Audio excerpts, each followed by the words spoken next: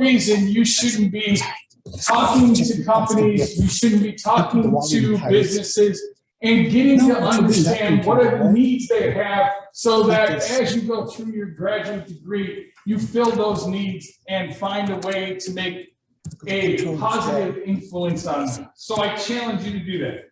I don't think so. The other thing I will tell you is you will work with world-class faculty and students who are at the top of their game. And industry and nonprofit partners are committed to helping you in that situation. So please take advantage of it. More than that, graduate programs you choose, and there's over 100 of them on campus, will offer you a path to reach your personal and professional goals. So whether you want to advance professionally, pursue an academic passion, develop your talent, or engage in high-impact research, WKU is dedicated to delivering an outstanding educational experience. I am pleased to welcome you here today, and I hope you take advantage of all the opportunities that sit on this campus and in this incredible area. Have a great day. Eat some more parfaits. There's lots of donuts and everything else out there. And as true grad students, you should take them home with you for the next 3 days. And I welcome you to WKU.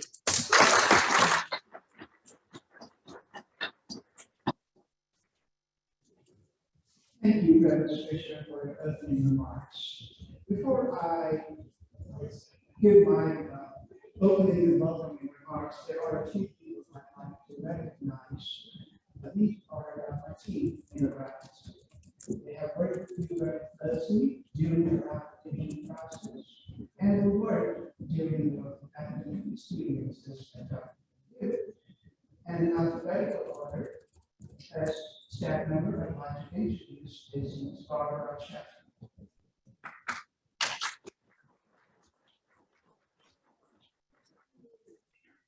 So Ms. Chapman works in the admissions area, and it's probably touched every application of yours, and they remember some of the names. And so I'm really grateful to Ms. Chapman for hard work and contributions to their success.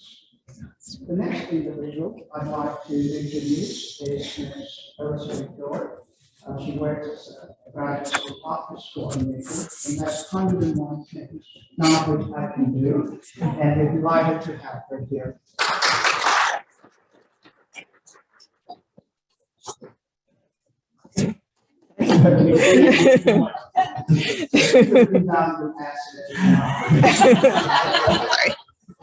The third individual I'd like to recognize is Dr. Scott Gordon, who works as a manager of graduate recruitment and retention.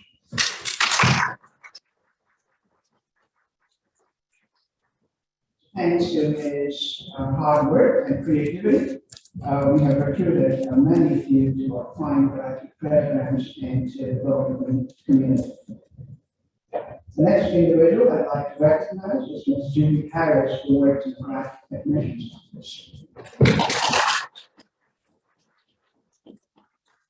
Ms. Harris works very closely with Ms. Chapman, and again, worked with each of the applications. We process anywhere from 3,000 to 4,000 applications a year. That's roughly 100 a day. Just to think about it for a moment. So thank you, Ms. Harris.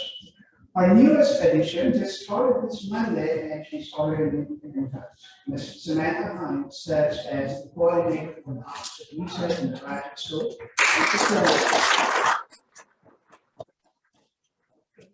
And going in and out, she's wanting to ensure that people are greeted well. There's a door that's still locked for some reason. And so you see her coming in and out. The next individual is not with us, but her name is Ms. Gina Johnson. She works for the IT, Informational Technology Department, but she helps us with a lot of data reports. And so she works in this building here for some people to join with us, and I'd like to recognize her for her contributions. The next individual is Ms. Lisa Myers, who works in the graduate records office. Ms. Myers ensures academic integrity and will oversee the degree filing process. And And so we're grateful to her for helping us with the operations. The last individual is Ms. Ryan Purdy, who works as our business manager. And she helps us with processing graduate citizenship, etc. And also the graduate student research plans that we will talk a little bit about in panel discussion. So I'm truly and deeply grateful to all of them for their creativity, their hard work, and ensuring that we provide high level of service to students, faculty, and staff. So please give another round of applause for this talk.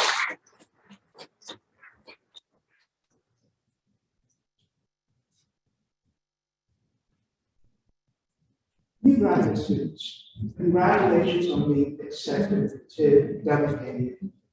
Graduate students at WKU have made notable contributions to several disciplines and have been recognized for their research and creative scholarship.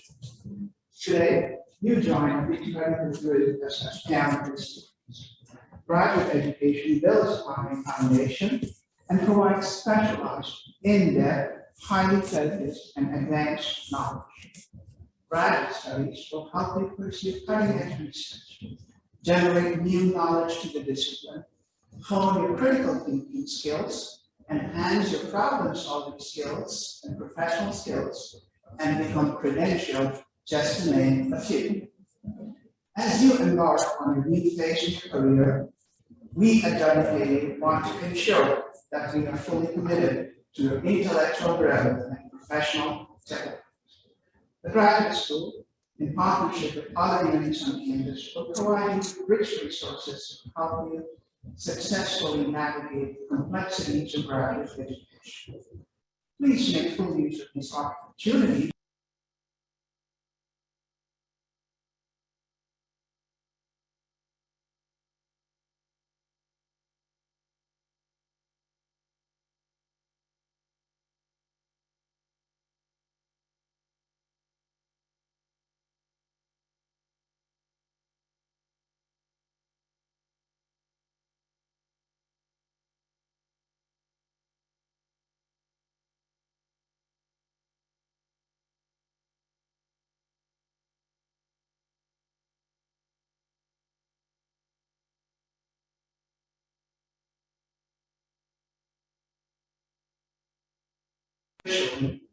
To the Hilltopper family. Thank you and wish you the very best.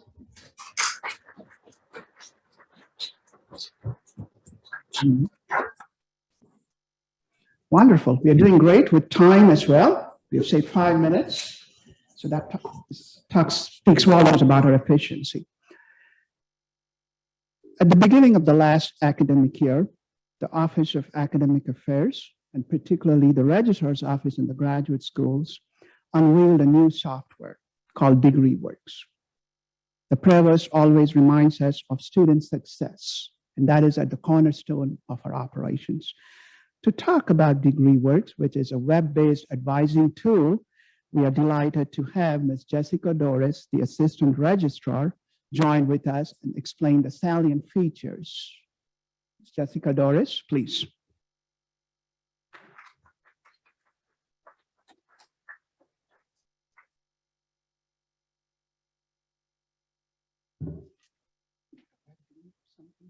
Well, I was going to actually walk them through one. Sure. So yeah, can I use this? Absolutely. Excellent. Thank you. Happy Friday. How is everyone? Go ahead. Thank you. Is that gonna mess up anything? No, no. Zoom? You Okay, have to just share the screen. Right? perfect. Yeah, we'll help you. Yeah, perfect. Okay. Go to- How do I'll go ahead and pull up. Yeah.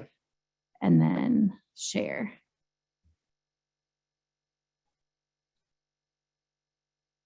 Oh, I know, right? Oh, you need the phone? Yeah, I don't know who it's calling because I haven't told it who to call yet.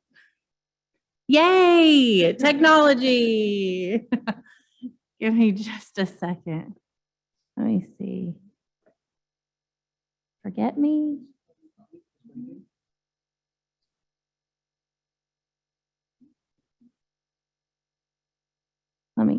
this way.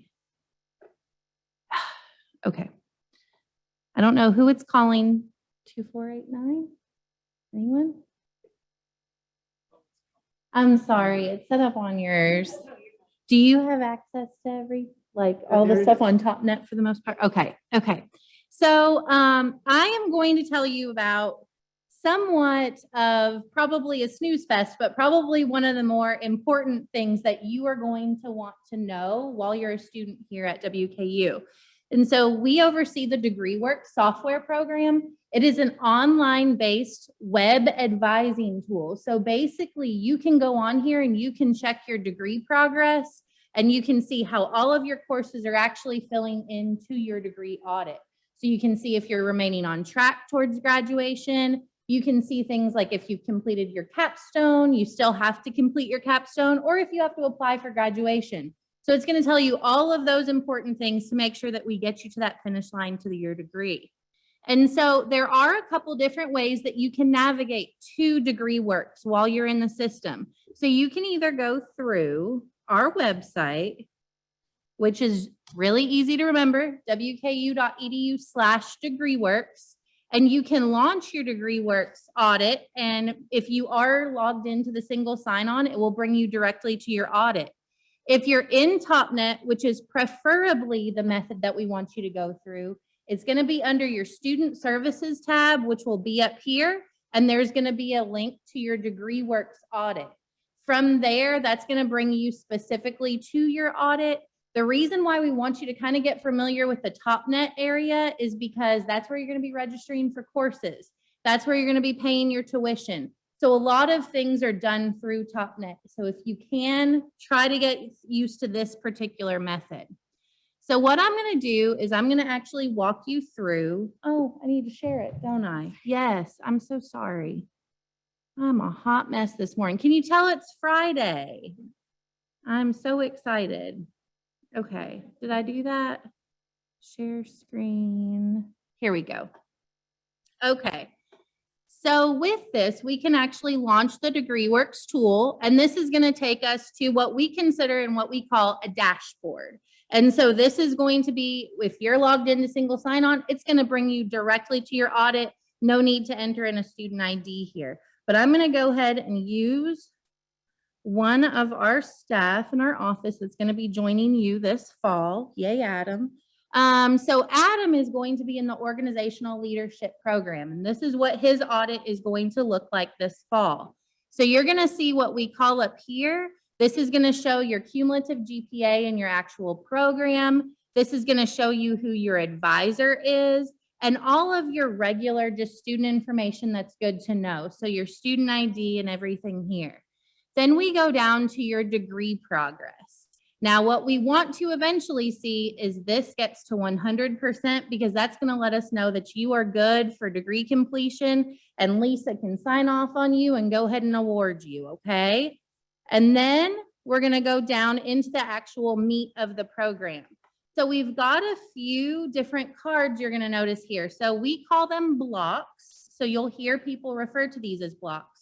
So we have the Master of Arts, which is going to be what's considered your degree block.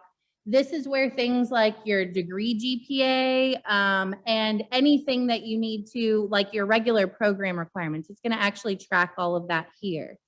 And then we get into the meat and potatoes of the program, which is actually all of the actual requirements. So the individual courses that you are going to need to complete your particular degree. So where you see these red circles, that means that area is not going to be complete. Where you see these blue half circles, that means you're in progress of completion in that particular area. And then you're additionally going to see, hopefully, some green check marks, because that means you're going to actually have completed that particular requirement on your DegreeWorks audit, and you can move on to the next available course. And so within here, these are all actually clickable links. So with this, we can click on Lead 525. We can see a course description and then any future offerings of that course. So you can go ahead and start to, we hope, preemptively kind of start planning your time here at WKU. So not just even into the fall, but maybe looking into the future as far as the spring. If there are any courses with prerequisites, there's going to be this little clipboard next to it with a little check mark, and that lets you know that a prerequisite for this particular course exists. So we can click that and we can see that this prerequisite is LEAD 500 with a minimum grade of C. So then you know exactly what you need to complete before moving on to the next requirement. And so we kind of go on down through here. You're going to also notice that we're tracking your application for graduation, and we're also going to be tracking anything like your capstone or your comprehensive exam that you actually have to take for your particular program. And then lastly, any courses that you are in progress of completing will be in this area called either pre-registered or currently registered. Sometimes it changes depending on what time of year, but essentially it means the same thing. You're currently in progress of these particular courses. Now, one thing that I do want to note is that if you take a course that does not actually apply towards your degree program, so it's not listed within these prescriptive courses here, there are such things that you can do that's called an exception. And that would be something that you'd want to talk to your advisor about, and you would have prior approval from your advisor about. So you talk to your advisor and you say, I'm taking this course, will this apply here? And they can actually fill out an exception form that will then make that course apply in your actual audit. So if you ever see on your audit an area called additional courses, that means those courses aren't actually applying within your program itself. And those would be the courses that we would either need to have exceptions for to actually apply them in your actual degree program and towards degree completion. Okay? Any questions about the audit itself yet? All right. So I am going to then show you how to do a what if audit. So what if we can navigate to this particular way? So you're going to notice you're always going to be in your academic audit, and that's going to show you your degree requirements as you have them declared currently in the system. So if we go to what if, we can actually kind of change this around, and we can see if we were to make this particular student an industrial design certificate, and he's going to be seeking that. And then we can additionally go in here and we can put in some future classes. So we can see how these classes will actually filter into his audit. So I kind of cheated and I looked to see what courses apply towards the instructional design certificate. And so I'm going to hit add here, and that adds the course. And then we're going to hit process. And so from here, now we're going to see if Adam was to actually pursue an instructional design certificate. And then any planned courses that are going to be future courses that maybe he hasn't taken yet, but he plans to take in the future, will then filter into his audit, and it will tell you that it is a planned term. So that's not something that's currently in progress, but we hope to take in the future. And then he can go in here and see all of the requirements for the instructional design certificate if he was to add that in combination with his organizational leadership degree. And so that is how you navigate the what if audit. And so then I want to also show the DegreeWorks website again.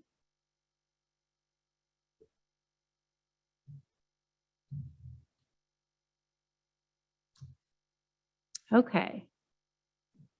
So in case anything that I said, you kind of want to have a touch point, a reference to go back to when you're actually looking at your own audit, you can go under here, under students, and we actually have tutorials for you. It is me, so disclaimer, it is really good sleeping material. If you ever can't sleep at night, it's about a minute long. It'll put you to sleep like that. But they walk you through exactly what your DegreeWorks audit looks like, what you need to know about your audit, and different types of I don't know, basically an overall view of what to be looking for when you're looking at your audit. Additionally, we have in here, of course, how to access DegreeWorks, what DegreeWorks is. So if you forgot, then you can look through here. We also have a link to our university catalog. So our catalog for 22-23 just published on Monday. So all of that information should be out there for you to look at. Certainly you'll want to look at that in combination typically with your audit, but that's a good point of reference for you all this upcoming semester. And then we have the last thing is questions about your degree works audit. So when you see, if you do have questions about your degree works audit, what it is that you're taking, maybe the classes, how they're applying in your actual audit itself. The first point of contact is always going to be your academic advisor. So that can be found on your audit or in TopNet. All of that information is available to you. And then from there, your advisor will then reach out to whether it be graduate school or our office in making sure that we're doing everything we can to make sure that your audit is correct and accurate and accurately reflects your program requirements. So that is going to be your point of reference if you ever have questions about your degree works audit. Some more information that I just want to go through really quickly. We've got our glossary here. So if you do forget what any of these audit notations mean, those are noted here. One thing that I did not go over in the actual audit itself is that sometimes your audit will have a course number with an @ symbol behind it. And that simply means that you are able to take any course. It's basically our wild card. So you can take any 500 level course or any 400 level course to complete that particular requirement. So you may see that reflected in your audit, and you should know what that means whenever you go in there. And if you do click on that particular link, it will show you all of the courses that will filter into that area of the audit based off of it being a 500 level, 600 level course. So do know that when you're going in there. And then lastly are going to be our forms. More often than not, your advisor will probably initiate this exception form. But whenever I was telling, if you do have a class that is not applying towards your degree requirements and it's in that additional courses block, this is the form that your advisor will fill out in order to make that filter into your audit and then hopefully get you to that degree completion point. Okay. So, no, that was very quick. Any questions or anything that you would like to see on your degree audit that maybe I did not cover? Yay. All right. That means I did a really good job, right? Okay. So if you all have any questions in the future, please reach out to either our office, the Office of the Registrar, or the graduate school about your degree works audit. Of course, start with your advisor, but then get to us. We'll be happy to help in any way we can. So thank you guys so much. Really appreciate it.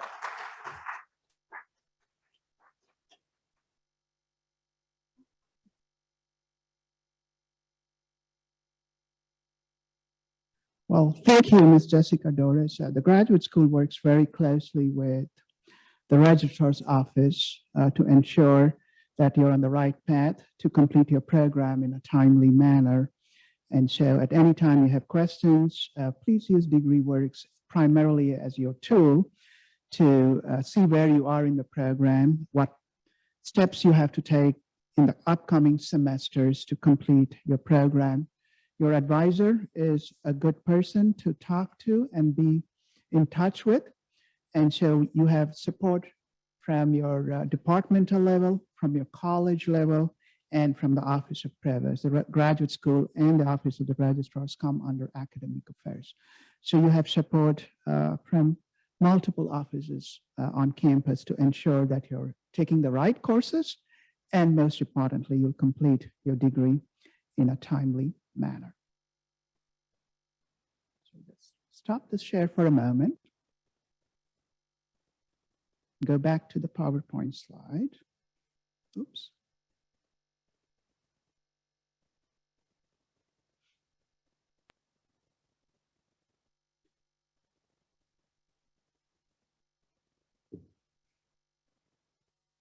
So we had the welcome remarks and discussion about degree works, curriculum exceptions, etc. Our next item on today's agenda is graduate student mental health and well-being.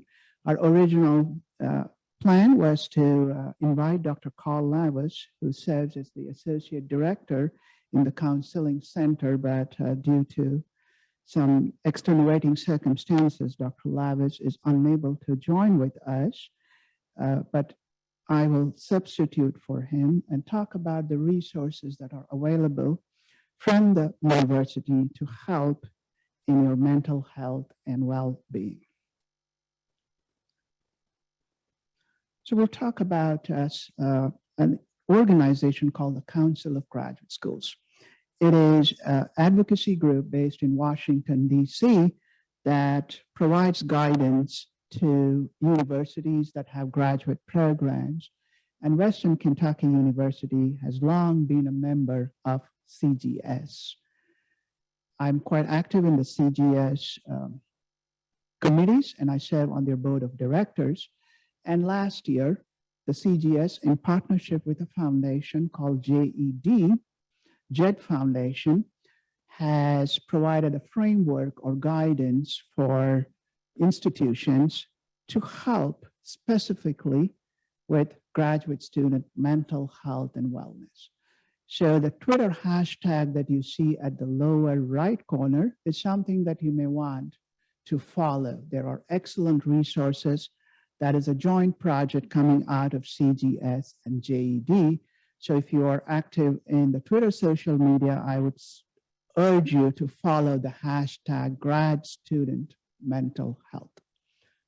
As part of this framework unveiled by CGS, the values that we also believe in WKU is captured in this PowerPoint. A public institution like us is student-centered. The provost always challenges us each time. Look for policies, processes that are student-centric. So that is the same value the CGS JED mental health framework and guidelines provide. We are here to provide you an enriching academic experience that is holistic in nature.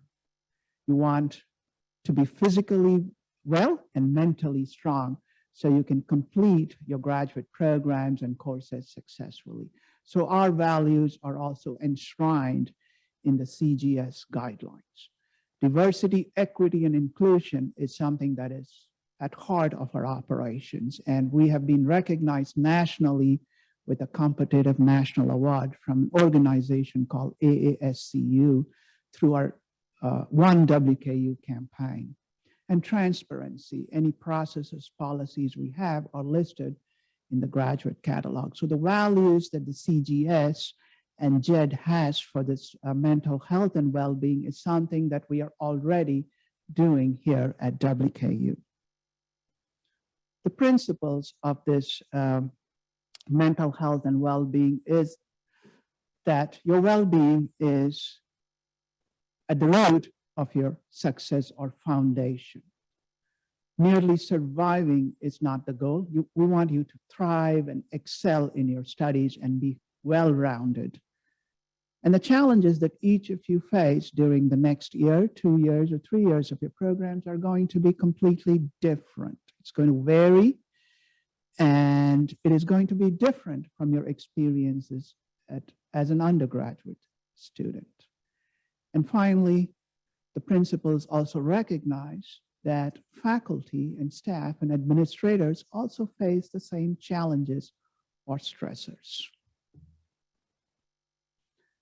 And so the Council of Graduate Schools had tasked or asked graduate deans and vice provosts, et cetera, to be signatories to the statement of principles and the commitment from a year-long project that they collaborated with the JED Foundation. And WKU is a signatory to this statement. So this was a snapshot from CGS, and as of December 2021, we have hundreds of universities in the United States committed to the success of each of you with the foundation of your well-being at the core of our operations. Now, even prior to our commitment to this statement of principles for graduate student mental health, the graduate school has been partnering with the Counseling Center to offer a series of workshops to help you thrive during your graduate studies. As part of this signatory, this is a task to graduate deans or vice provosts and leadership in the university. One, the first step is to sign to these principles and framework, which we have done, and then look at policies.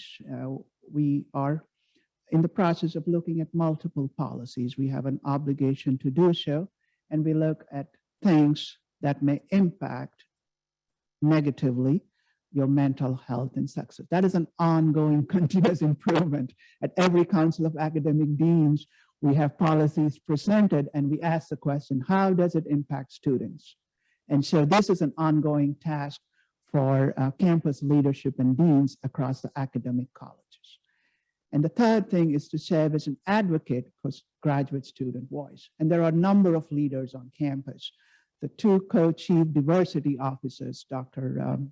Molly Kirby and Mr. Michael Crow, the provost, the president, the 5 college academic deans, myself, the Counseling Center, the Student Accommodation and Resources Center are all strong advocates for your student voice on campus-wide initiatives and task force.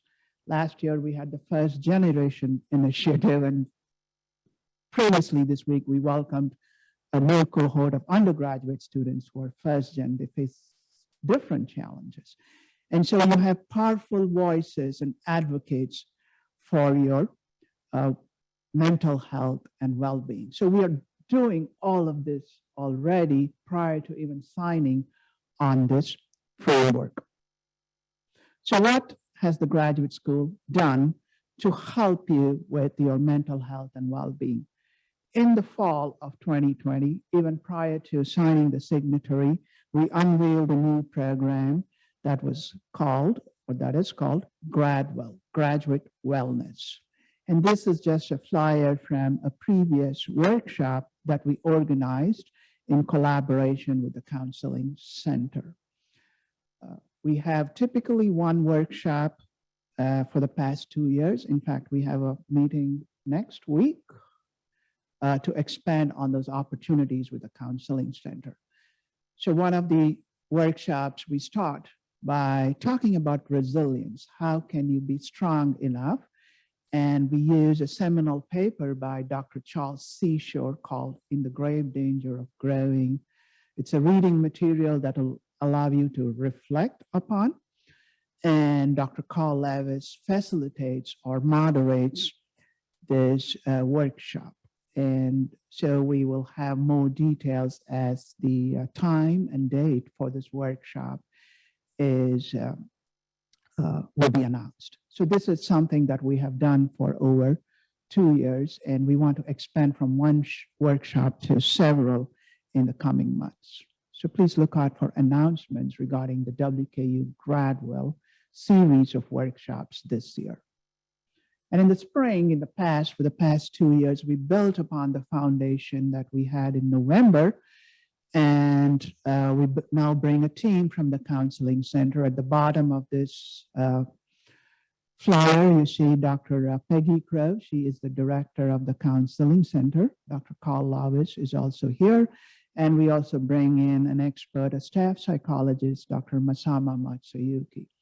So we work collaboratively with the Counseling Center, and we have a series of workshops. The first is imposter syndrome. All of us have imposter syndrome, and we talk about it.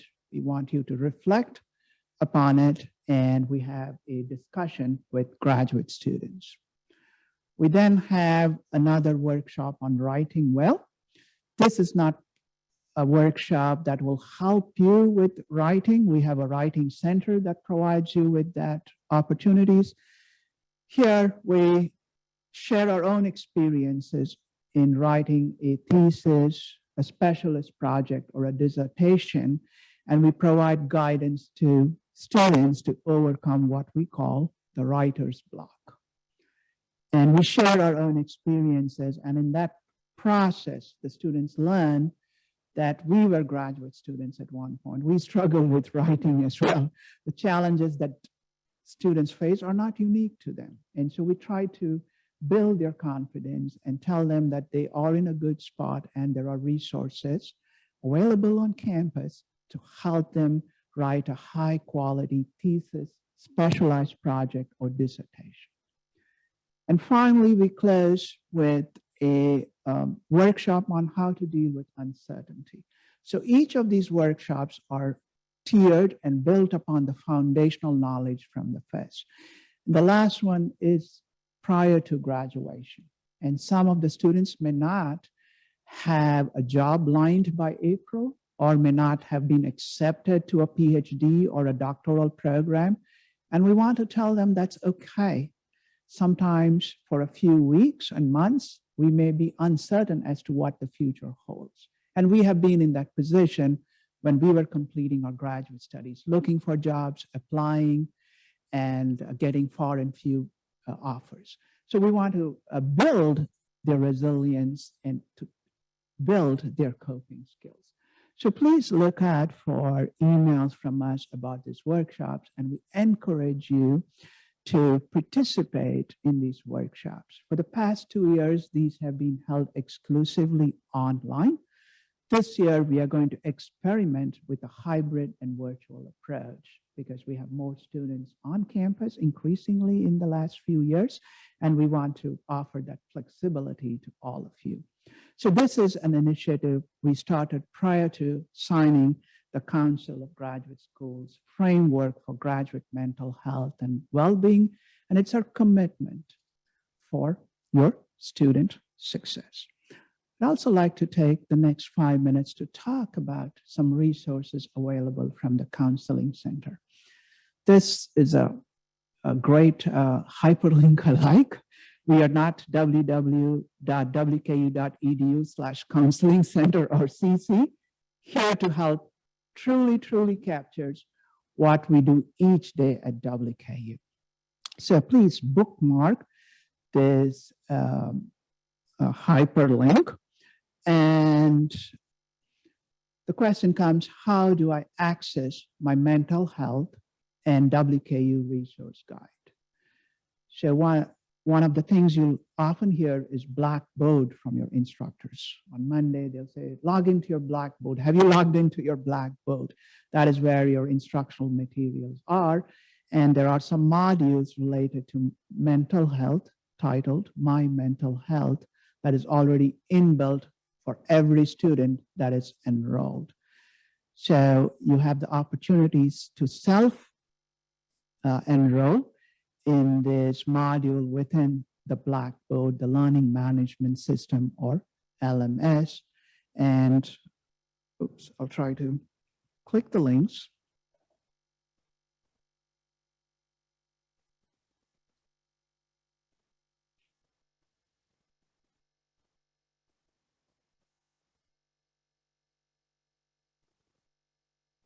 I'll do it this way.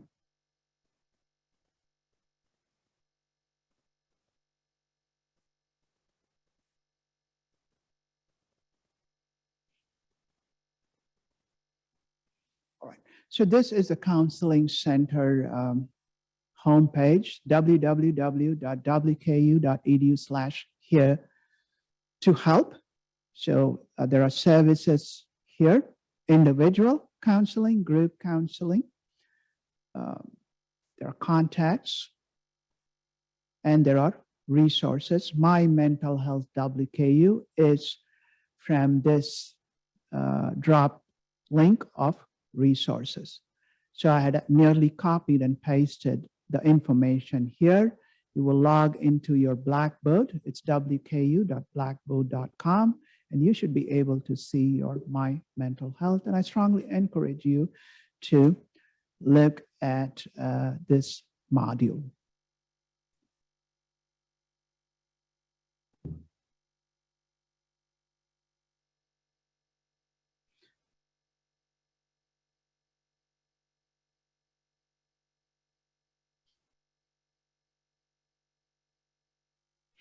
So this is just one resource that is available to you. When you look at the main homepage of Here to Help, you have a variety of resources, including online, to help you have a very positive and enriching experience here at WKU during your graduate studies. So I'll stop here. It's just a couple of minutes before 10:45, and we'll talk about opportunities for research and creative scholarship at WKU. And we have a team of faculty and staff to talk about graduate research grants, to talk about human subjects research, research compliance, etc. So Dr. Sarah Bonus will join along with Ms. Renee Party and Ms. Robin Piles in our panel discussion. Please. Yep.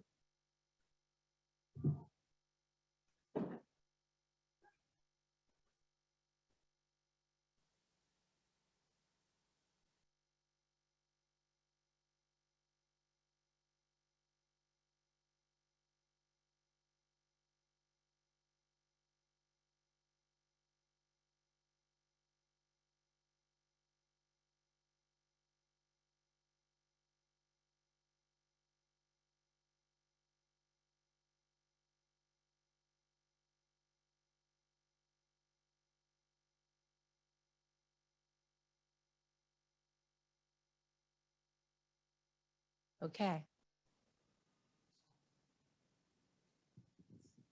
Scared to do that. Raise your hand if you can't hear me okay. We want to make sure everybody can hear clearly. We're good? Okay, awesome. I appreciate that feedback.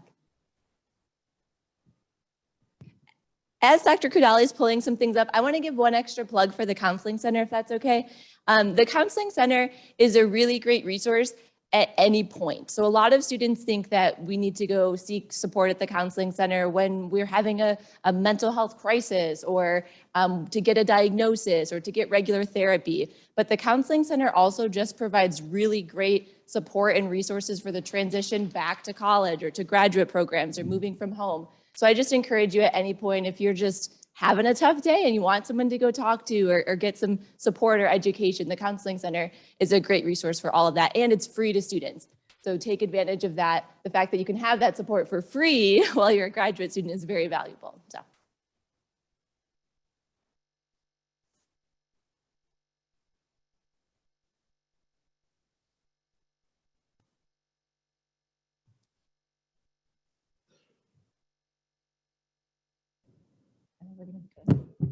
So the graduate school has a graduate research grant opportunity for students to apply and get funding for their thesis projects. We typically have one call in the fall and one call in the spring, and we're trying to balance the project, the panelists, and also the PowerPoint. So we need. I'm going to speak for all three of us that the power, it's okay. You don't have to look at us.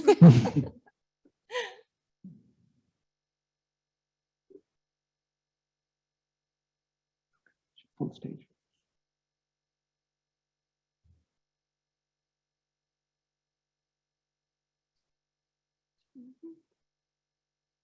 You can go ahead, Dr. Oakes. Okay. I'll try to see.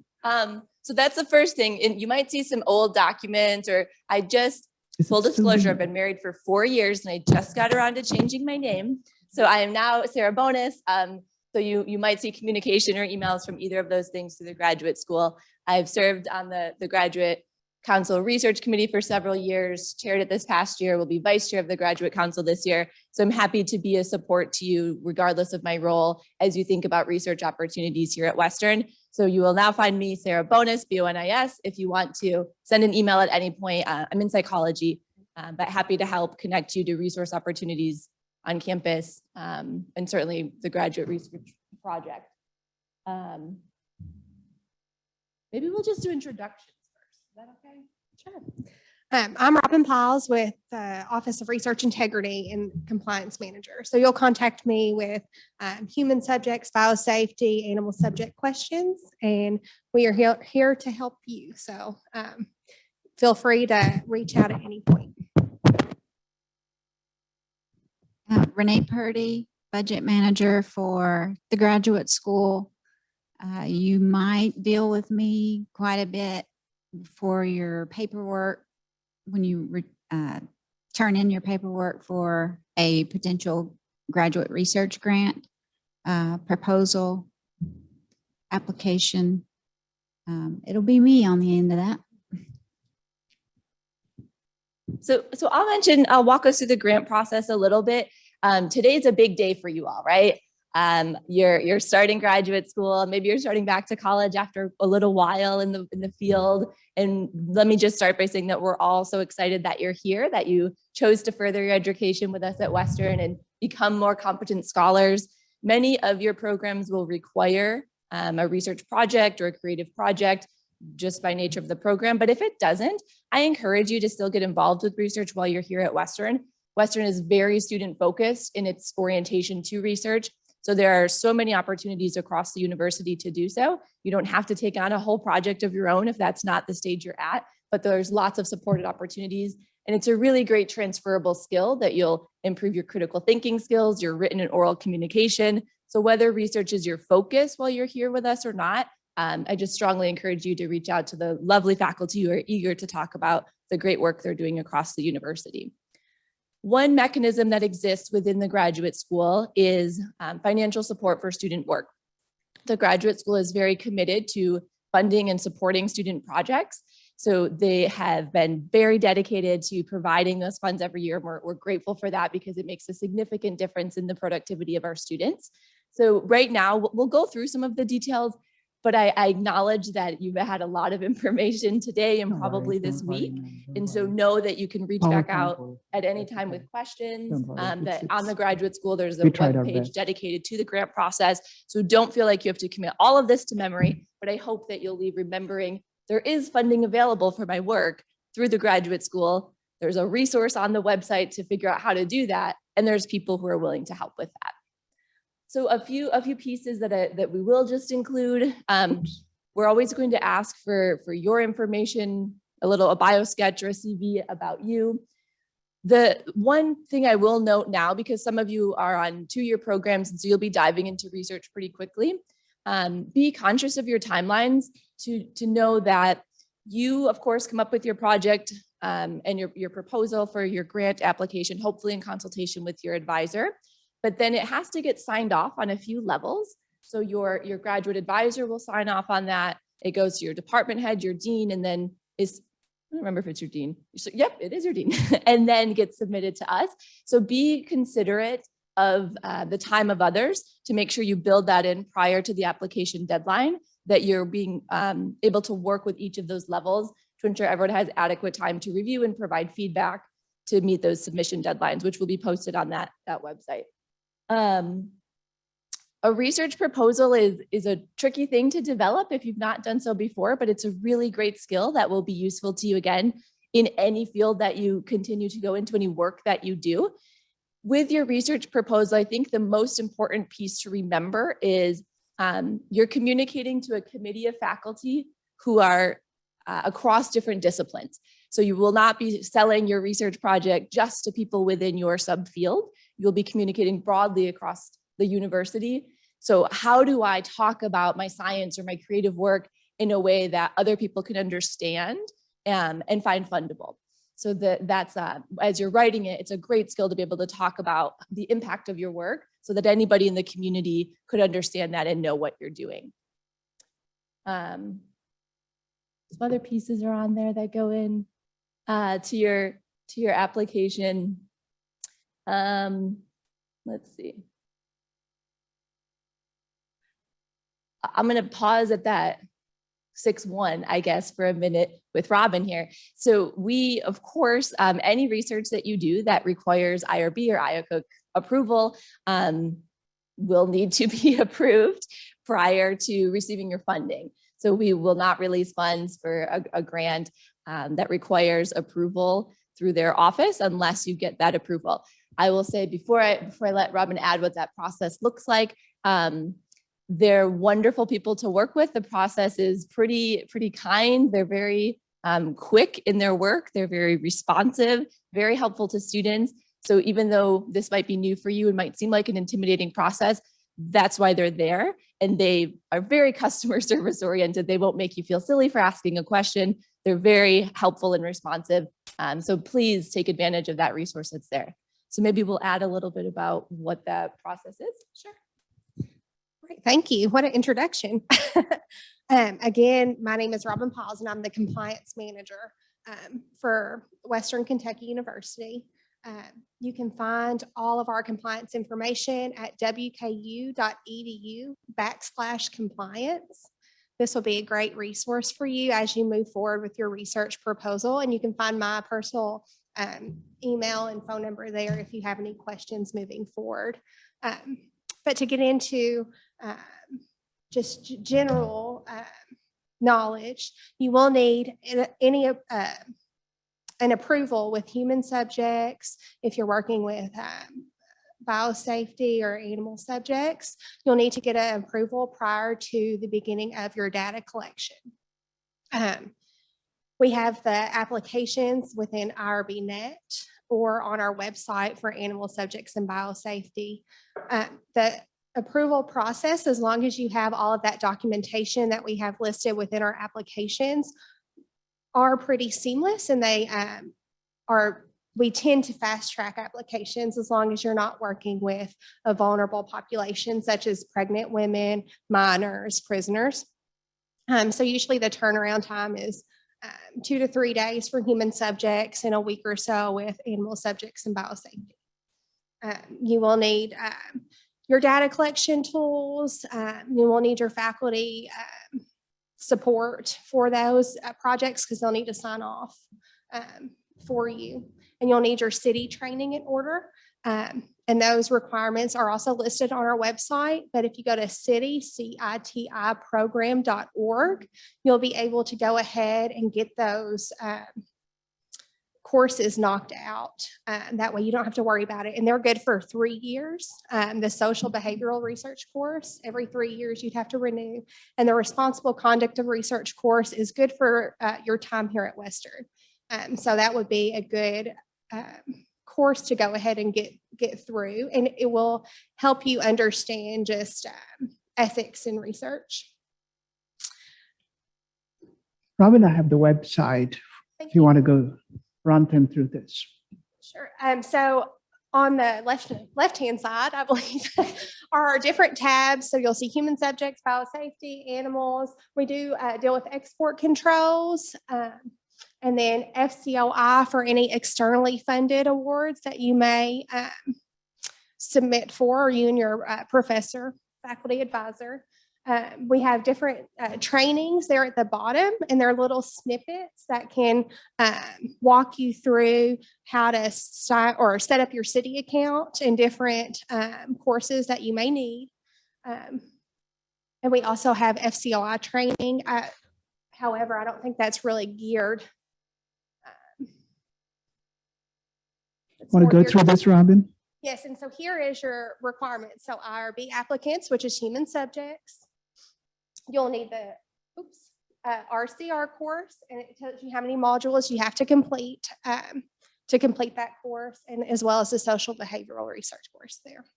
So RCR is an abbreviation for research conduct, responsible conduct of research. And so this is a great website for you to know of prior to doing research. And if you have human subjects compliance requirements, you're working with animal mice models, or with any biosafety requirements, you will have to undergo a program to know of what steps you have to take to ensure that we are fully compliant. So it's a free resource for all of you. And so you just scroll down and select Western Kentucky University, and you should be able to get a free account. And you then have different modules depending on the kind of research you have to undergo. Yes, and do make sure you are affiliated with Western Kentucky University on that when you log into City Program, you can add an affiliation if you already have an account, because we will have to verify that you do have those trainings completed prior to granting an approval. That was a good point, Dr. Kelly. Wonderful. Are there any questions regarding research right now? And then just maintaining compliance with federal, state, and local regulations. Any questions? So just to reiterate what Robin was telling, our main website is wku.edu/research. And and then you go to research integrity. You have all these modules here, and many of you most likely will have research that is related to human subjects research. And the IRB is an abbreviation for Institutional Review Board. And so please look at these links on your left, and we have rich information that will be very helpful for you to get started. The IRB board meets once a month, and so you need their approval if you have to go through a full board. And please, at any time you have any questions, Ms. Piles is just an email or a phone call away to help you with your questions. So I'll go back to the graduate school and continue the PowerPoint with the graduate research grant. Dr. Bonis, go ahead. So just two small points on the bottom there that are important ones. I'm going to say them now, even though you'll hear them again before we move on to the next slide. If you're in a rush and you're putting things together and you think, well, I'll just submit what I have and then they'll send it back and give me some time. No, make sure that every component of the application is present when you submit your materials by that deadline. If when we receive your materials on that deadline, everything is not there, we will encourage you to resubmit at the next round. So depending on your timeline of research, it might be critical for you that you get reviewed for a specific round. So be sure, again, you're hopefully hearing the theme that it's important to work ahead, be planning ahead, be working ahead. You'll learn quickly with research that there's always hiccups and slows and unexpected roadblocks that come up. So although we cannot perfectly plan for those, we can try our best to work ahead and plan our time accordingly. So I just want to include that part. And you'll get familiar with this website here, GS Research Grant. It's covered a little bit by our transcript, but GS Research Grant at WKU.edu. So that's going to be where you submit your materials for your application. And then I'm going to talk a little bit about some of the cool projects that people do, some of the funding requests that we receive. It's pretty common for us to get requests for to cover incentives for a project. So if you're doing a survey or you're trying to get somebody to complete your virtual reality tour, providing incentives for them to do so, it's a common budget item that we get. We have a lot of students who will travel to a site to collect samples, like soil samples, or we have a lot of fish projects that come through. You can tell as a psychology person, I will not speak about your discipline as beautifully as I should be, and it's of no disrespect to your discipline, but we have a lot of people who request funding to support the travel to and from Western to their site to collect data, and then the materials that you need to do that work. So the types of vessels you use to collect samples, or within our labs, purchasing certain solvents and chemicals that you need for your projects. So all sorts of work. We'll also have students more from the creative side, another travel that will request funding to go to a museum, to go through a certain series or volume of something that they're pulling for their creative work. So a lot of options for how you can get some support for your work. And I know when I was sitting in your shoes as a graduate student, you sort of get in the grind of it being a graduate student and thinking, sort of part of the process, you just have to do it yourself or fund your own work. But even if you think this is not essential to the completion of my research, but it would really enhance, maybe it would increase the sample size that I could get, or the geographical setting I could go to, it's really good to start thinking about the support is there and available. So how could I use that in a way to make my project better? So that's something to think about. Just to build upon Dr. Bonis, so our homepage is wku.edu/graduate. And if you go under the financial resources drop link, there is research grants, and there are guidelines, deadlines. We have not posted the deadline. I have to consult with the Graduate Council Research Committee that reviews all the proposals, how to apply, budget guidance, the process, how to access the funds, and important details. So these resources are very helpful for you to know in advance. These were deadlines from last year. We will post the new deadlines pretty soon, but you get an idea of the approximate timeline for these grants. And one thing to bear in mind is also that you may be in a non-thesis program, but you're still eligible to apply. There is nothing stopping you from applying. If an idea you have and you need funds, and we are here to support you. And we strongly also encourage students from the Potter College of Arts and Letters and the College of Education and Behavioral Sciences. If you have a study to do, we have funding and there are appropriate protocols if it is human subjects research. So this grant is open to every graduate student who is in a degree program, and we strongly encourage you to apply for it. And the success rates, you want to talk about that, Dr. Bonus? Do we ever deny a graduate? So if a proposal is quite poor, what is the feedback that we provide? It's a great point. Well, this process follows similar to any other sort of grant submission that you would do as a faculty, as a researcher. It's supportive. We acknowledge that this is your first attempt for many of you at writing fundable proposals. And so often, most often, students are funded their full requested amount, assuming that all of the items are fundable. It is rare that we don't fund a student if we have the funds available. It's rare, but what we'll do is we usually will meet with that student or send a detailed email to the student and advisor, and we provide some pretty specific and lengthy feedback about why the proposal wasn't funded. So what were the major things that were missing that we just couldn't, the information wasn't there for us to be able to decide X would have worked or would have been present. And then we just encourage resubmission the next round. So we always are happy to, and then those that we have had to do that for have been successful on their second round. So it is, again, important to work with your advisor closely in the submission process so that you can be sure that everything is there as it needs to be. But if it's something that we don't choose to fund at that time, it gets sent back with very detailed feedback that you then get to use to put into your resubmission, very much like any other internal or external grant process would be. Wonderful. Let's see if this opens for a moment. So this is the form in itself. It's fairly self-explanatory. It's a fillable PDF form. Please discuss your research proposal with your thesis mentor, and you'll need to get appropriate signatures at multiple levels in the colleges, and the administrators do a great job. The form itself, like I said, is fairly self-explanatory, and occasionally you have a team project. And so do you want to talk about that, Dr. Bonus? Yeah, it's a good point. And we choose to deal with those in one of two ways.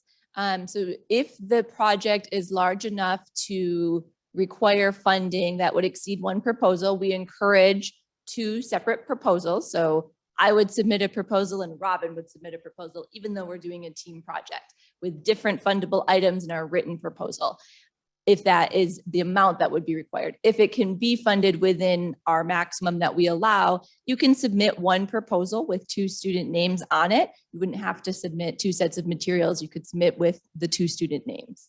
So whatever seems to be most appropriate given the amount of funds that would be required for your project. Wonderful.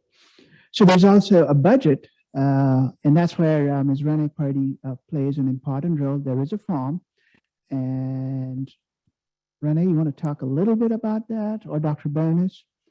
From a reviewer's perspective, what are you looking for in this form that is, you would say, high quality? The budget was really great.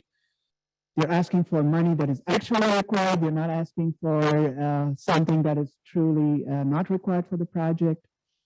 Yes, so an important part, the first sort of most important piece I'll mention is check your math. Go through your numbers several times. Unfortunately, that's the most common error that we find. But as you're writing, be sure that you pay attention to the labels of those columns. So if I want to buy 10 books to use within my study, I would put the individual cost of that book, and I would put under that first column that you can fill in the title or what that book is, the cost of that book, and then I would put like times 10. And then on the far right, I would put that total amount. But it's necessary for us to be able to break out and decide that you've done the research ahead of time. So you should be looking up the actual cost or the estimated cost of these items, if that's airfare, if that's travel, whatever it is, but that you've gone to the source and then provided us with an accurate and up-to-date estimate of the cost per item that you're hoping to get. If you just sort of say, well, I'll probably spend about $200 on books, and you put down books, $200, that's not specific enough for us to be able to evaluate the necessity of that or appropriateness for your work. So that's an important one. And then for the narrative, so you'll do your budget, math, numbers, as well as a written narrative. And that's helpful. That tells me, well, why do you need these books? I don't understand what these books are for. So you get to explain to me, who is not as familiar with your work, what the purpose is of each of your items. And as long, again, as you're communicating that in a way that makes sense to us, that I can see how this would logically be helpful or necessary within your project, then that's what we look for on our end. And then we work very closely with Ms. Purdy too, once we get those approved. And so I'll let you share anything from your end of when you get those approvals from us, what happens. Once they're approved, I send out the communication via email and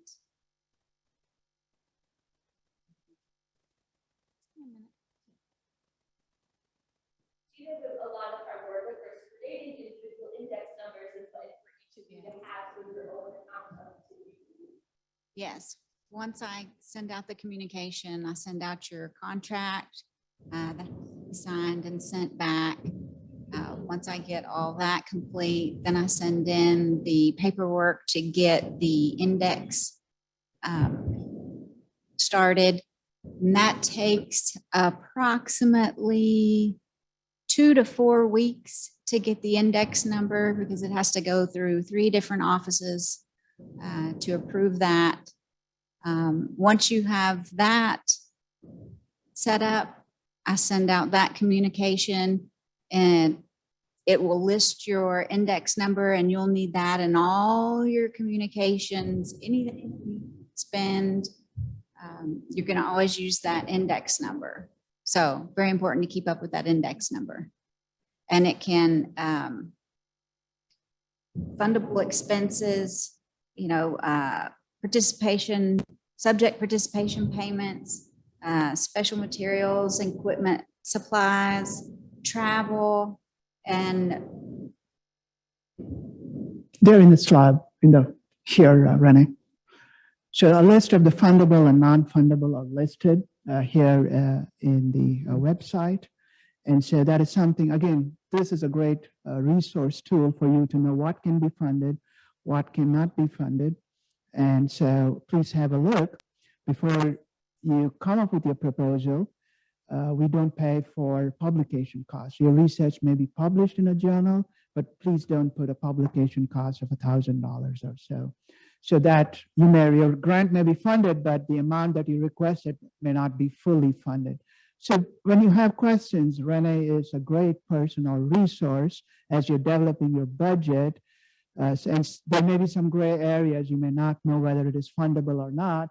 And that is where Ms. Purdy really plays a great role in providing clarity. The last thing you want is to have your research grant competitively ranked low because there is confusion in the budget and there is only a finite amount of money for all of us. So please, we have wonderful resources in the graduate school and the graduate council review committee comprised of faculty.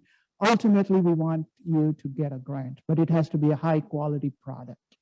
And so we're here to help you, and we will have a workshop in the fall to go through this in great depth, just focusing on the graduate research grant. In half an hour, we cannot complete all the requirements, and we'll have the usual suspects, the 4 of us at least, if not more, through a information session or workshop. So this site is a rich tool. Some of you may be early in research, So you can apply in the spring, you have the winter break to think over your project, what ideas you have, and work with your thesis mentor. I want to take a moment to talk about travel. And since COVID, things have changed a lot. You can travel anywhere, but if it's international travel and you're going to a country that has restrictions, those have to go through a process. And the provost has to look at the country, what designation they are, and then provide you the permission. So if there is international travel to regions where the pandemic is surging, you may not have the permission.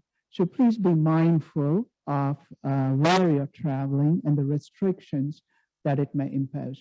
For the past 2 years, travel to national labs was restricted. They just started opening those. And so as you're developing your proposal, not only your hypothesis and ideas, you need to also keep in mind the field work where you're going to. Is it accessible or open to? And if it is closed for some time, we do give on an as-needed basis extensions.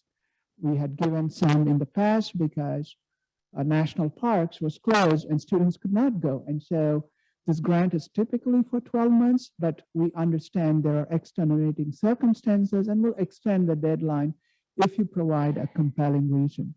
Likewise, in the budget, please be mindful of what is requested. It has to match with what your idea that you have. So the budget form guidance is in detail here. And if you have any questions, Ms. Renee Purdy will provide you with details. The grant process itself is written here, and that is something what Renee had briefly talked about. We have multiple offices we have to work with. So the money is sent to the right account. There's a contract you have to sign, etc. And that's where Ms. Purdy plays an important role and will communicate to each of you as to what your expectations are. And then there is information as to how to access the funds. We work very closely with your budget managers, office associates, to ensure that the funds are dispersed as quickly as possible once the committee and the graduate council gives their blessings to. Currently, the grant application is limited to up to $2,000. So we have had instances where students have asked for $750 once, and then you can write it a second time and request up to $1,250. So that maximum amount is something we are looking at our budget. It may be higher in certain years. So we are trying to be as flexible and open to the needs of the students and have calls at least once per term so you can jumpstart your research. Final thoughts, Dr. Bonas, as we are at the 11:15 mark to the students.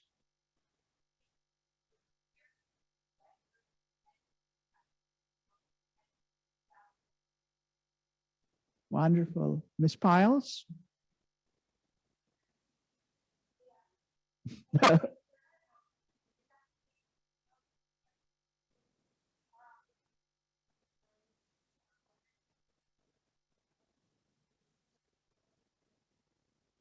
Purdy? You may not be thinking about research right now, but in a year, you may have a mission and you need the funding. That's when you can contact us and hopefully we'll get you a grant. Wonderful. So please join me in thanking Dr. Bonas, Ms. Piles, and Ms. Purdy. Thank you very much. Now to one of the most exciting parts. Graduate studies is different from undergraduate studies. And like I said, we want you to thrive and not only survive. And what better way than to learn from graduate students. And so we have a panel that will be moderated by Dr. Scott Gordon. And we have students representing 4 different colleges: Ms. Alexa Mass, Ms. Elma Turkovich, Ms. Melissa Sorensen, and Ms. Tina Logston. And Sam is filling in for one of the students as well, or additional. We need an additional. Yeah, filling in. So I'll let Dr. Gordon take the rest of the 45 minutes. So you'll see that we want you to have the opportunity to listen to students, and that's why the time for this discussion is the longest. So Dr. Gordon, take it away.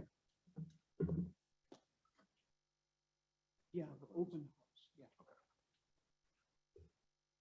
All right, thank you, everyone. Glad that we could be here and be the concluding part, although we are very cognizant of the fact that we are standing between you and whatever you choose to do for lunch. So we will not be overly verbose in terms of what we're doing here. I'm going to first let all of the participants introduce themselves.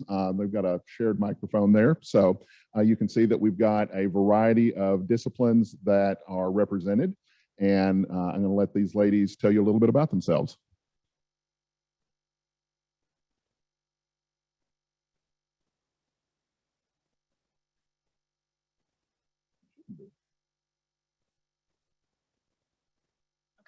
How about now? There you Great. go. I'm Sam. Dr. Kadali introduced me earlier. So I work with the graduate school and in the research department, but I am also a master's student in the counseling department. So I'm getting a clinical mental health degree right now. And so that puts us in the same college. So College of Education and Behavioral Sciences. My name is Alexa Noss. As she said, I'm also in the College of Education and Behavioral Sciences. I am a second-year school psychology student in a 3-year program. My name is Elma Turkovich. I am in the Gordon Ford College of Business. I just finished my undergrad in accounting, and I'm doing like a dual enrollment thing. So I've been taking graduate classes for a little bit, and I'm getting my master's in accounting and data analysis. Hi, my name is Melissa Sorensen. I'm in Ogden College, and I'm a second-year student in the Industrial Organizational Psychology program. I'm Tina Logston, and I'm in the Potter College. I'm getting a master's in pedagogy with an emphasis in flute, and this is my 3rd year, so it is okay. All right, we're very appreciative for all of these students taking time out of their busy schedules to share their insights with us today. So what I'd like to do is ask some questions and allow them to give you their insights on what they think. And then also we're going to have some time for questions from the audience. So if you do have a question, hang on to it till the end and we will definitely get to you. All right, panel. First of all, what is something different about graduate school compared to your undergraduate program?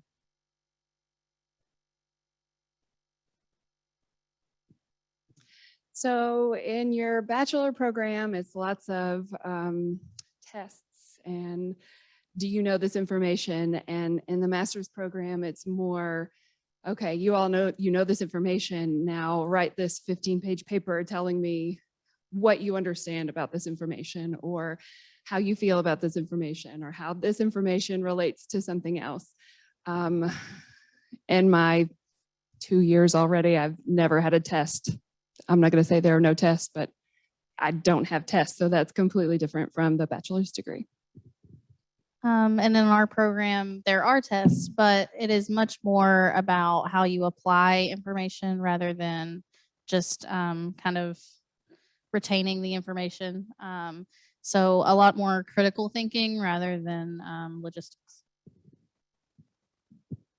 I would say the biggest adjustment for me was more on a personal side of things, of kind of learning to set those boundaries of it is different than your undergraduate studies. So making sure your friends and family are aware that you do need some time to, you know, you're going to miss things. And there are times that you're going to need that time to study for yourself. So making sure that you set those expectations early for everyone.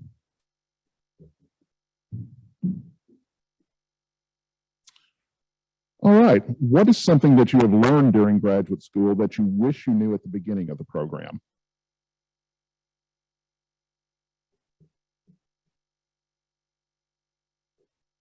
Yeah, for me, I think one thing as I've like reflected on my first year of grad school is that I wish at the beginning I had been more open to asking professors for help or even reaching out to other students. I think a lot of times it's easy to feel like you're like, oh, I'm doing the worst. I'm like, everyone is doing better than me, or why am I struggling? But I think a lot of times when you reach out to others, you realize, oh, other people feel the same way, or professors are really open to helping you, or they want you to succeed at the end of the day. Like they want you to do your best. And so I wish I had just been more open to just reaching out, asking for help, or even just going into professors' offices and just saying, hey, let's just chat. And as things, even as you chat with them, you can, really take their advice and just learn different things. So that's something I wish I would have done.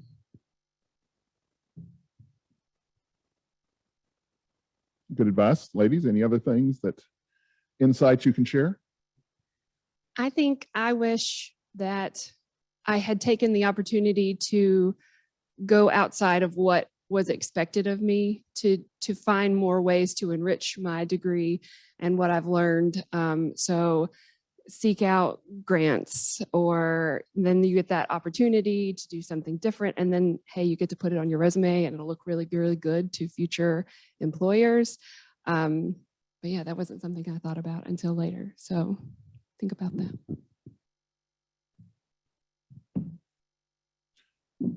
Okay, another question. A lot of our students are part-time students and are working adults or have families or different things other than just being students. How many of you are sort of juggling that work-life balance and you've got a lot of different things going on besides school? A couple of you. What information, or what would you say to our students that are in a similar situation?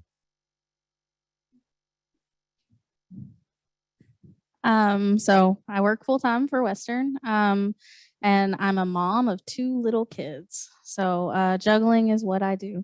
I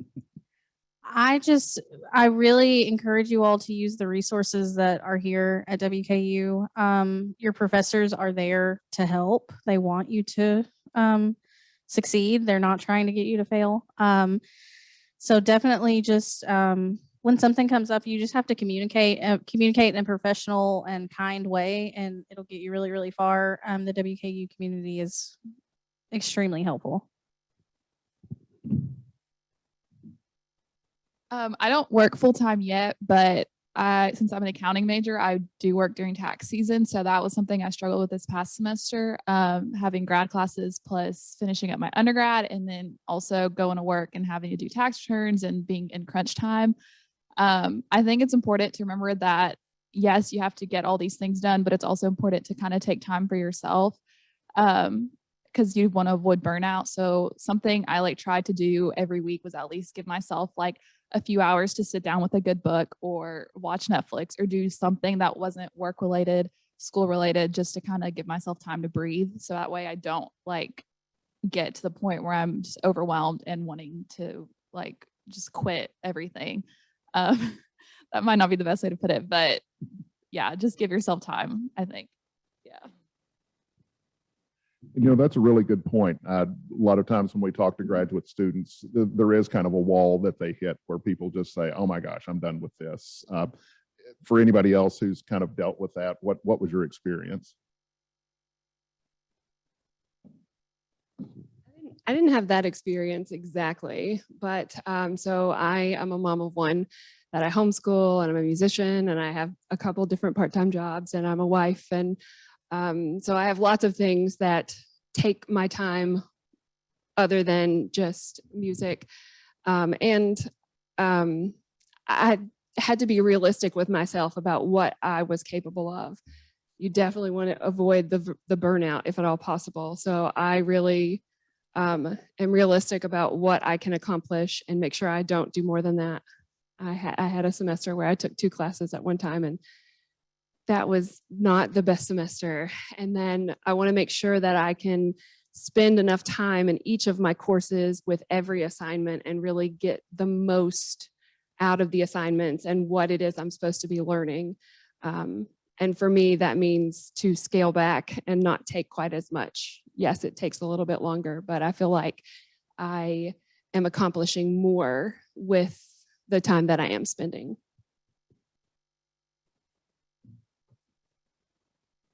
So I'm a little different than I think most people are. I am a full-time student and I have a graduate assistantship, and that's all I do. I'm very fortunate.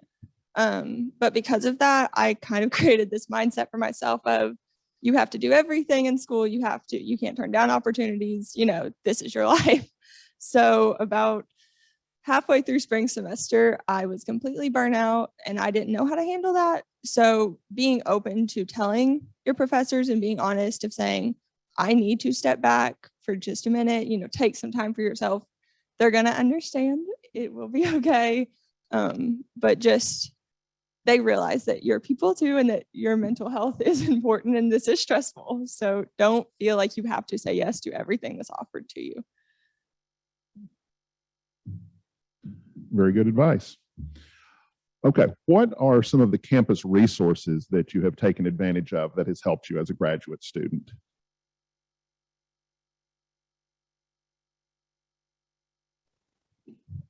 This is a shameless plug. The grad school. The people in there are so acutely aware. I mean, that's what they're made for, is to help you all through it. So do not hesitate to call. Even if you feel like the question is silly, we've heard it 100 times. So Lizzie would love to hear from you. Call the main number as much as you want. And then another shameless plug for the counseling center. It's free. I mean, therapy is never free. That's huge. And you can go as little or as often as you want. You can go every single week. You can go once a month. And they'll set you up with someone who can just be that sounding board, because sometimes that burnout is real and you need to talk it out. This is kind of a small one, but the people that work in the front office of your department know everything. They are so useful. So if you have even something that's just a small question, I can almost guarantee they will know the answer. They're so helpful. In the business college, they have really good resources for like resume, internships, and just stuff like that. So I've had really good experiences with like Adrian Browning and getting my resume like perfected. There's different like business fairs and stuff, or your career fairs where you get to talk to different businesses and network. And that's been really helpful. And I got my internship through that, and so got like a full-time offer through that too. So I think like that was something that's really helped me through my undergrad and with my grad.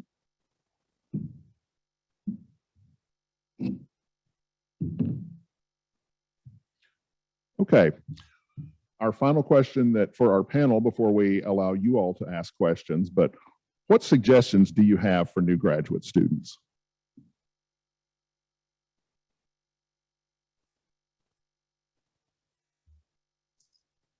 Yeah, I would say just be open to like the different opportunities that either your college has or just Ogden or any of the graduate schools in general. I feel like for me, like I gained a lot of experience and met a lot of people just like being open to things.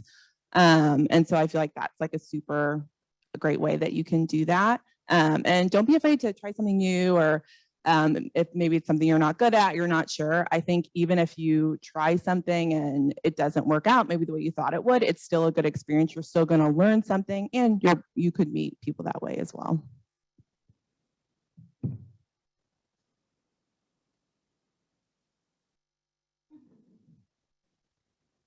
If you enter grad school, you're on your way of being like an expert in your field someday. You're taking that step that way. So just remember the degree itself is not really the goal here. It's that journey of learning everything and how you're going to apply it and what you're going to use it for in your career. So I think it's very quick to be like, did I get an A? But did you really learn it? Are you going to be able to teach it to someone else if you're going, towards education? Are you going to be able to apply it in a clinical setting? Is much more important.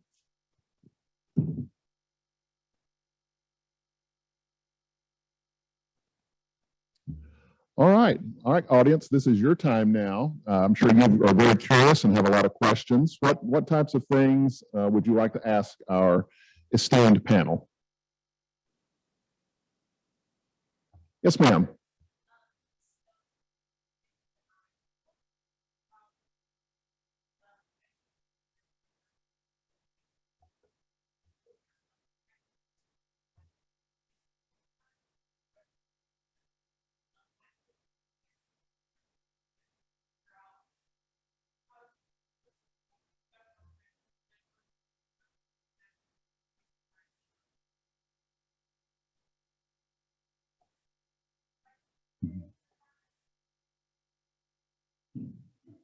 I do.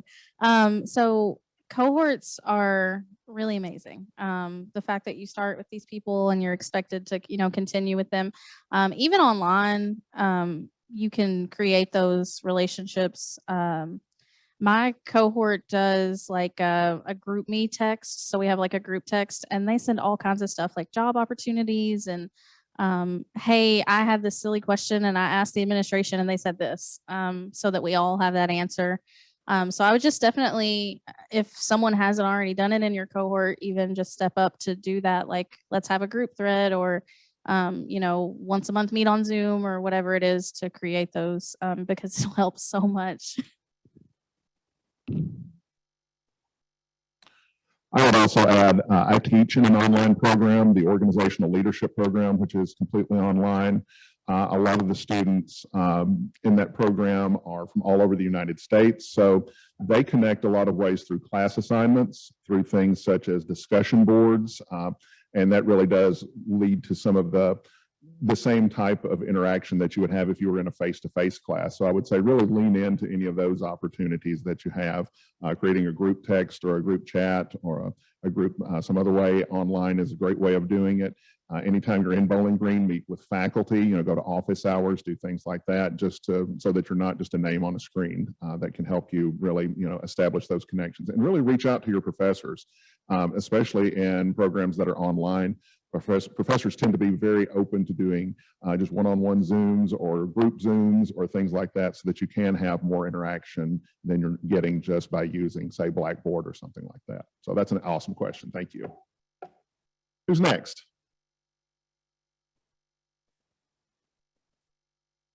Yes.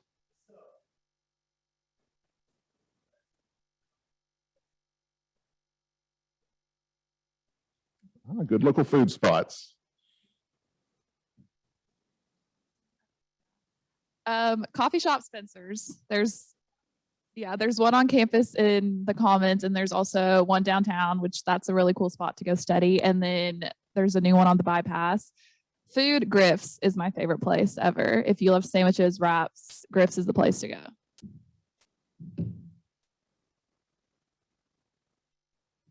One more. And it's open all night, 24 hours. It's called K Pasa and it's on Russell Road. Oh, and Gads, Great American Donut Shop on the bypass. Open 24 hours. Perfect. All the time.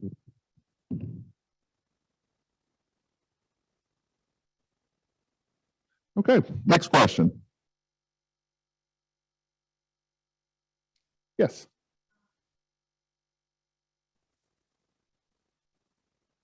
Okay, the question is, what is your specific do's and don'ts? I would say one of my don'ts is, I know personally in undergrad, I was really bad at cutting corners on things that like a textbook reading or something. I advise not doing that anymore. And it kind of goes back to that whole, it's not just about your grade anymore. It's about if you understand it. And also my do would be to participate in your classes. Typically they're a lot smaller classes, and I know this is somewhat cheesy advice, but if you have a question, someone else probably has it too. So just being open to asking those things.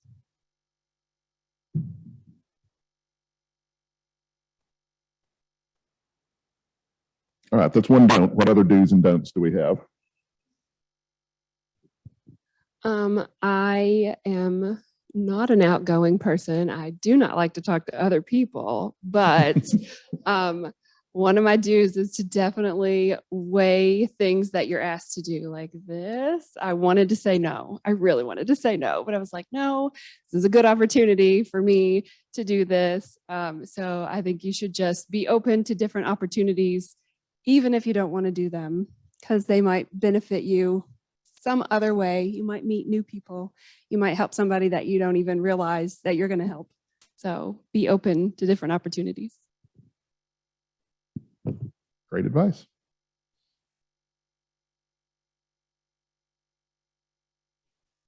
Okay, what other questions do we have?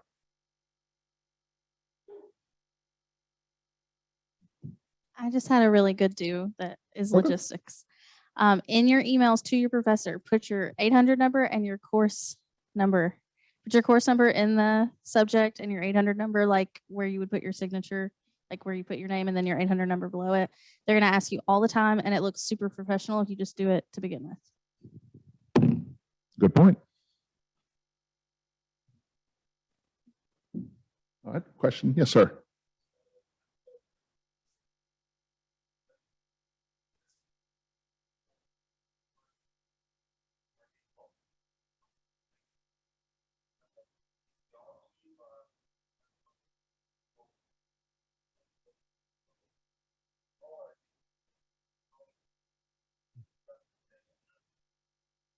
Sure. The question is, how do you get in touch with or work with professors in areas that's not your academic program?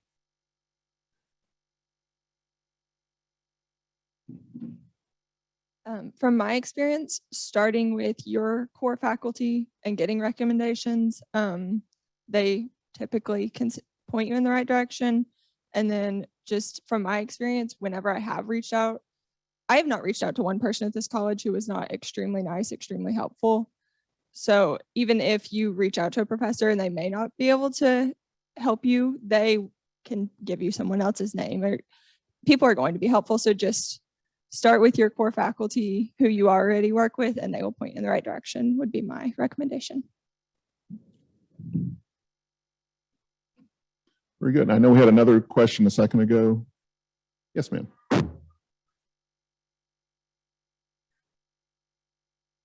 Any recommendations for international students?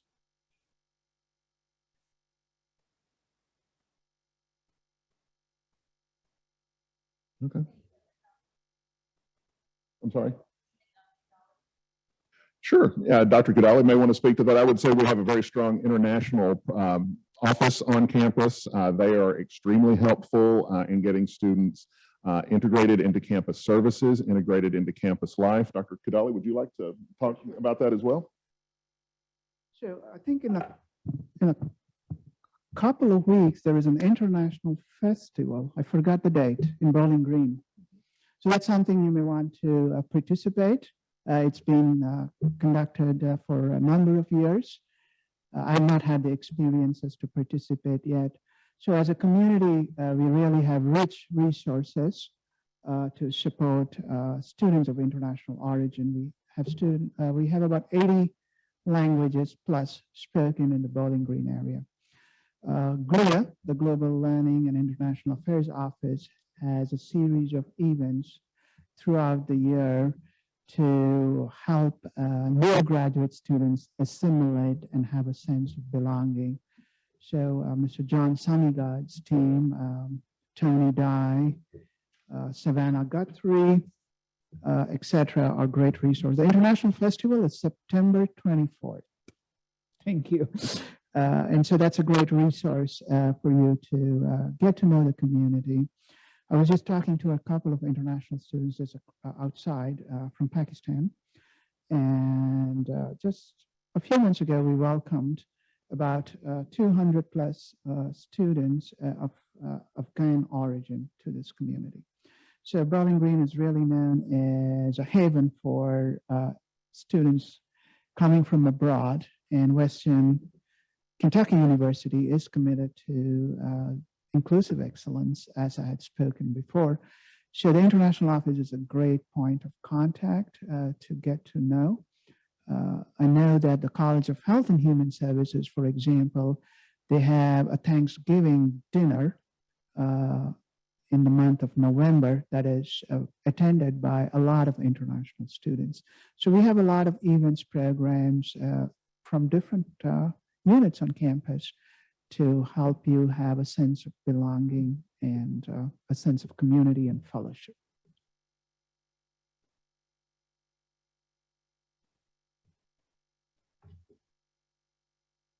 Thank you very much, Dr. Kadali. Any other questions? Yes.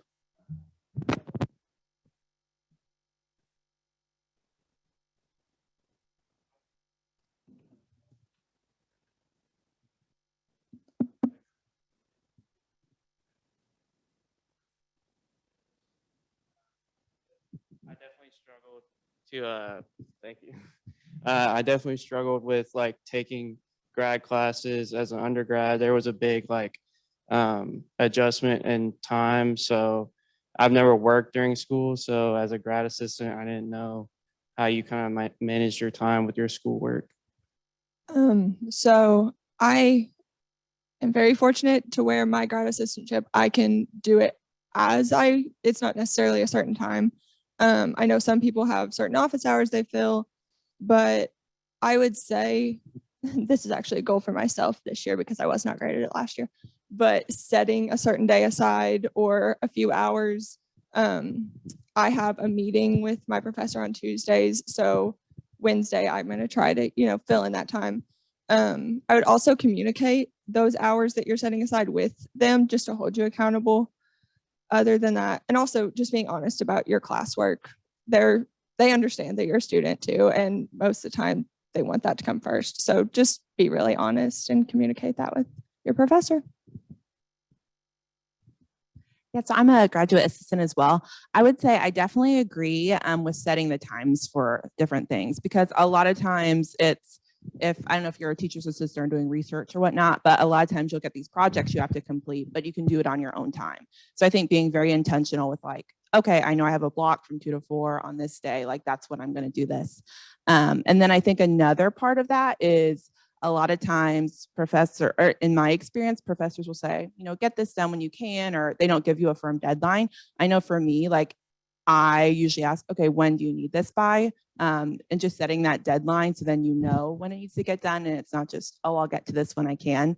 Because I know for me, that's when things don't get done, when there's not like a set time.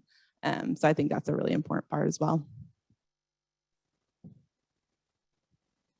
This is small, but also I would try to keep track of the hours that you're spending on your GA just to make sure you're not, spending too much time and, letting that take precedent over your classwork. So maybe just keep a little tracker for yourself.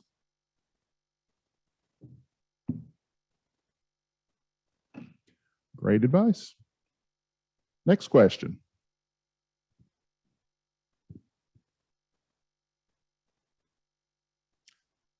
All right, if no one has any questions, please join me in thanking our wonderful panelists for sharing their experiences today. And I would like to turn the podium over to Ms. Lizzie Doer to talk to you about another event. Hey, everybody. So I just wanted to let everyone know that we are having an open house at the graduate school office from 2 to 4. We'll have snacks and drinks available, and you'll be able to ask any questions that you have. I'll be there as well as other members of staff. That will be in room 208 in Weatherby. We have campus maps out front if you're not sure how to get there. So yeah, you're welcome to come over and say hi.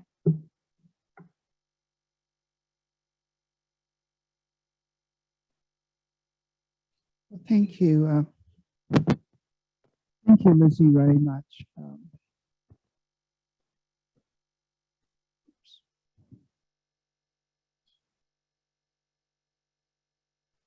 So again, I just want to end the orientation by welcoming you again to WKU. As you have heard from the provost, from me, and from the panelists that include faculty, staff, and students, we are here to support and ensure in your success.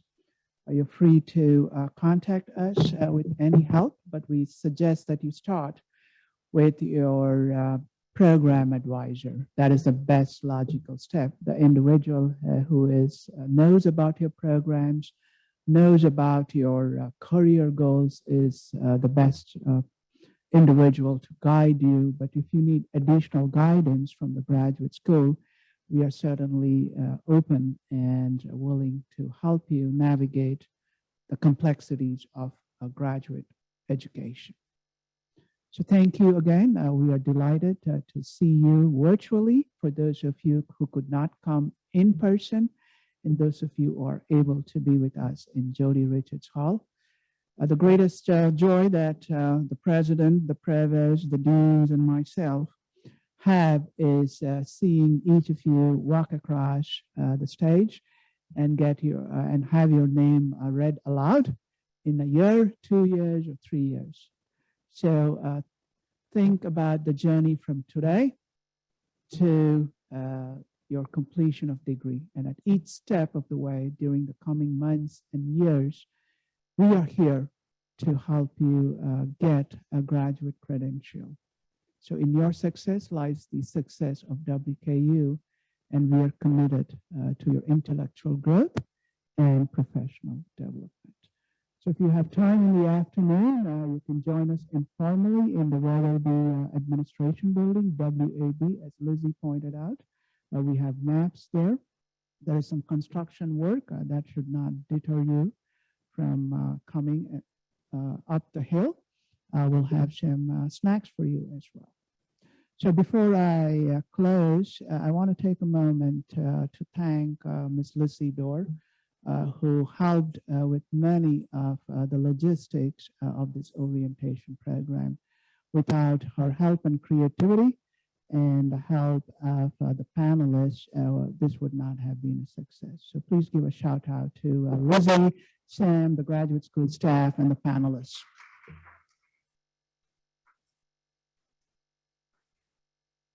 So thank you all very much for joining with us, and we'll see some of you later this afternoon, and we wish you the very best in your graduate studies. Bye-bye.